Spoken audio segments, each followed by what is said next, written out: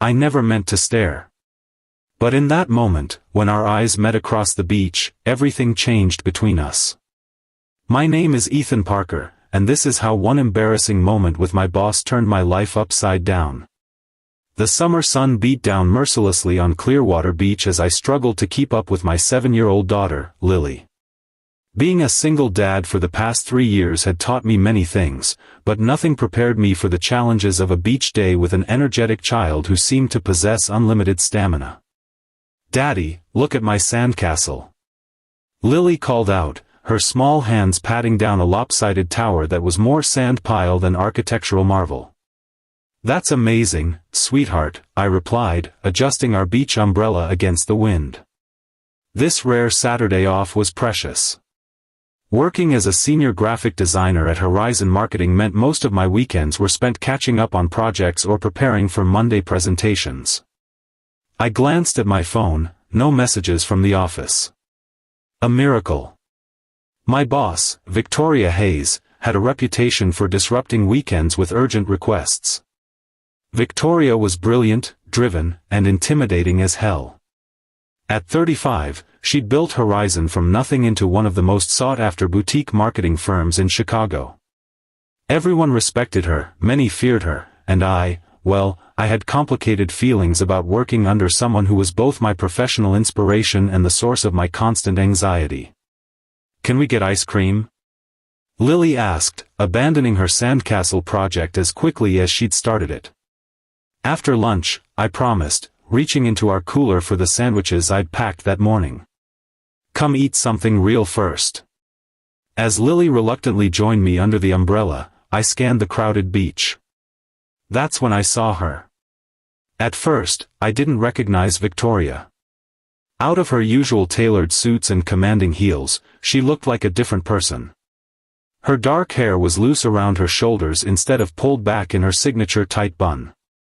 She was laughing, something I'd rarely witnessed in the office, with a woman who appeared to be her sister based on their similar features. I quickly looked away, hoping she hadn't noticed me. The last thing I wanted was to discuss the Henderson account on my day off with Lily. "Daddy, who's that lady?" Lily asked, following my gaze. "Just someone from work," I muttered, suddenly very interested in unwrapping our sandwiches. But curiosity got the better of me. I glanced up again just as Victoria was adjusting her beach wrap. The timing couldn't have been worse. The wind caught the light fabric, lifting it away from her body as she was changing positions. For a brief, eternal moment, she was exposed from the waist up before quickly securing the wrap around herself. Our eyes met across the distance. Horror washed over me as I realized she'd caught me looking directly at her during this vulnerable moment. Her expression shifted from shock to recognition to something I couldn't quite read. I immediately looked down, my face burning with embarrassment. This was it. I was going to be fired on Monday. 3 years at Horizon, gone because of one unfortunate glance. "Daddy, your face is all red," Lily observed, taking a bite of her sandwich.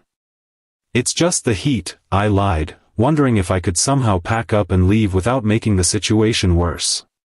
Before I could decide on an escape plan, a shadow fell across our blanket. "Mr. Parker." What a surprise. Victoria Hayes stood before us, now fully covered in an elegant beach wrap, her sunglasses perched on top of her head. Up close, without makeup and the formal office attire, she looked younger, softer somehow, but no less intimidating. "Ms. Hayes," I stammered, jumping to my feet. "I'm so sorry about. I didn't mean to." She held up a hand, stopping my rambling apology. "It's Victoria when we're not at the office." Her eyes shifted to Lily. "And who might this be?" "I'm Lily Parker," my daughter announced before I could answer, extending her small hand with surprising formality. "I'm 7 3/4. Victoria's expression softened as she shook Lily's hand. "It's very nice to meet you, Lily Parker, who is 7 3/4. That's a very impressive age." "This is my boss," I explained to Lily, still mortified but trying to maintain some semblance of normalcy. The one who sends you messages when we're watching movies? Lily asked innocently. Victoria raised an eyebrow, and I wished the sand would open up and swallow me whole. Sometimes work is important even after hours, Victoria replied, but there was something in her tone I'd never heard before. Was it regret? An awkward silence fell between us, broken only by the sounds of waves and distant laughter. Would you like a sandwich? Lily offered, holding up our simple lunch. Daddy makes them with the crusts cut off. To my complete surprise, Victoria hesitated, then nodded. Actually, that sounds nice. If you don't mind. Before I could process what was happening, Victoria Hayes, the woman who regularly made marketing executives stutter during presentations, was sitting on our beach blanket, accepting a peanut butter and jelly sandwich from my daughter. My sister had to take a call, she explained, gesturing toward a woman pacing near the water with a phone pressed to her ear. Work emergency. On a Saturday? I couldn't help asking. Victoria's lips curved into a small smile. Some bosses are unreasonable that way. Was she making a joke? In the 3 years I'd worked for her, I'd never seen this side of Victoria. Daddy's raising me all by himself, Lily announced proudly, apparently deciding that since Victoria had accepted our sandwich, she was now a friend. My mom lives in California with her new husband. Lily, I said gently, Ms. Hayes, Victoria, probably doesn't want to hear about our personal lives. Victoria took a bite of her sandwich, chewing thoughtfully before responding. Actually, I didn't know you were a single parent, Ethan. That explains a lot. Explains what? I asked, genuinely curious. Why you sometimes look like you haven't slept in days, she said matter-of-factly. And why you're the only senior designer who never stays for after-work drinks. I shrugged, suddenly self-conscious. Babysitters are expensive, and Lily needs stability. Victoria nodded, watching as Lily returned to her sandcastle construction. You know, my father raised me and my sister alone after our mother died. It's not an easy job. This revelation stunned me. Victoria never shared personal details at work. Her life outside Horizon was a complete mystery to all of us. It has its challenges, I admitted. But also its rewards. Like beach days, she asked, gesturing around us. Exactly like beach days, I agreed, relaxing slightly. Maybe she wasn't going to fire me after all. As if reading my thoughts, Victoria said quietly, about what happened earlier. My embarrassment came flooding back. I am truly sorry. It was an accident, and I didn't mean to. It was windy, and these beach wraps are notoriously unreliable, she interrupted, her tone professional but not cold. Let's just forget it happened. Relief washed over me. Thank you. Victoria watched Lily for a moment, then asked, how do you do it? Balance everything? The question caught me off guard. Victoria Hayes, asking me for insights? Not very well, sometimes, I admitted. There are days when I feel like I'm failing at everything, being a dad, meeting deadlines, keeping the house from falling apart. But then there are moments like this. I gestured toward Lily, who was now decorating her sandcastle with shells, completely absorbed in her task. And it all feels worth it. Victoria nodded slowly. I admire that. The ability to find balance. Do you ever take time off? I asked, then immediately regretted the personal question. I'm sorry, that's none of my business. No, it's a fair question, she replied, surprising me again. And the answer is not often enough, according to my sister. She practically dragged me here today. Our conversation was interrupted by Lily, who returned with a handful of shells. Do you want to help with my castle? She asked Victoria. I started to intervene, but Victoria was already getting to her feet. I'd be honored, she said, following my daughter to her creation in the sand. What followed was perhaps the most surreal 30 minutes of my life. Victoria Hayes, terror of the Chicago marketing world, was on her knees in the sand, helping my daughter construct elaborate towers and moats. She seemed to approach sandcastle building with the same intensity she brought to client presentations, suggesting structural improvements and decorative elements with serious consideration. And she was smiling, really smiling, in a way I'd never seen at the office. When her sister finally approached, looking apologetic about her extended phone call, Victoria introduced us. "Melissa, this is Ethan Parker, one of our senior designers, and his daughter Lily. The one whose work you were praising last week?" Melissa asked, giving me an appraising look. Victoria shot her sister a warning glance. "Ethan is very talented," she said neutrally. "Daddy draws pictures for computers," Lily explained helpfully. "That's a perfect description," Melissa laughed. "Nice to meet you both." As they prepared to leave, Victoria hesitated. "The Henderson presentation on Monday, don't worry about coming in early. The client pushed it to Wednesday." "Oh," I said, surprised she'd even mention work. "Thank you for letting me know." She nodded, then added, "And maybe we should discuss adjusting your schedule. If you're managing all this alone, perhaps we could find a more flexible arrangement." I stared at her, speechless. "Enjoy the rest of your weekend," she said, turning to go. Then, to Lily, "It was a pleasure meeting you, Lily. That's quite an impressive sandcastle.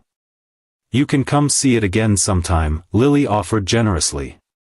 Victoria smiled. "I'd like that." As they walked away, Melissa leaned close to her sister, saying something that made Victoria laugh and shake her head. "I like your boss," Lily declared, returning to her sandcastle. "You know what? I think I do too," I replied, realizing I was seeing Victoria Hayes, really seeing her, for the first time. Monday morning arrived with the usual chaos of getting Lily ready for school and myself prepared for work. As I walked into the Horizon office, I braced myself for awkwardness. Would Victoria pretend our beach encounter never happened? Would there be tension? Had I imagined the connection that seemed to form between us? When I reached my desk, there was a small package waiting. Inside was a tiny, expertly crafted glass sandcastle and a note, "Some structures are worth building carefully. V." I looked up to see Victoria watching from her office doorway. She gave me a small nod before turning back to her computer. Something had shifted between us, something I couldn't yet define but that felt significant. One accidental glance had revealed the human behind the boss, and I couldn't help wondering where this new understanding might lead. The weeks that followed brought subtle but meaningful changes. Victoria implemented a new flexible schedule policy for employees with children. Our weekly team meetings moved from 5 p.m. to 3 p.m. When Lily came down with the flu and I had to work from home for 3 days, Victoria personally rearranged the project timeline to accommodate my absence. And sometimes, when I stayed late to finish a project, she would stop by my desk with coffee and ask about Lily. 2 months after our beach encounter, Victoria paused by my workspace late one evening. Everyone else had gone home. "You should leave, Ethan. Lily will be waiting." "Mrs. Rodriguez stays until 8 on Thursdays," I explained, referring to our elderly neighbor who watched Lily after school. "I'm trying to finish the Westfield mock-ups." Victoria studied the designs on my screen. "They're good. Really good. But they'll still be good tomorrow." I looked up at her, noticing the subtle changes in her appearance over recent weeks. Her hair was often looser now, her clothing still professional but less severe. There was a softness to her that hadn't been there before. "Thank you," I said, saving my work. "For everything you've done lately. The schedule changes, the understanding about Lily, it's made a huge difference." Victoria was quiet for a moment. "You know, I've been thinking about what you said at the beach. About balance. And? I'm not very good at it," she admitted. "But I'm trying to learn." As I gathered my things to leave, she added, "There's a company picnic next month. Employees' families are welcome. Will you and Lily come? The question hung between us, feeling weighted with meaning beyond a simple work function. We'd love to, I replied. Victoria nodded, a small smile playing at her lips. Good. I'll look forward to it. As I walked to my car that evening, I reflected on how one embarrassing moment, one accidental glance, had somehow opened a door neither of us knew existed. Victoria Hayes was still my boss, still intimidating in her brilliance and drive, but now I saw the woman behind the title, someone searching for her own kind of balance, someone who built sandcastles with the same care she built marketing campaigns. And I couldn't help wondering if perhaps we were building something else together, something neither of us had planned but that might turn out to be the most important project of all. 6 months later, as Victoria and I walked along that same beach with Lily running ahead of us, our hands occasionally brushing against each other, I realized that sometimes life's most embarrassing moments can lead to its most beautiful beginnings. Sometimes, an accidental glance can change everything. What are you thinking about? Victoria asked, her hand finally catching mine. Just how grateful I am for the win that day, I replied honestly. She laughed, the sound still new and wonderful to my ears.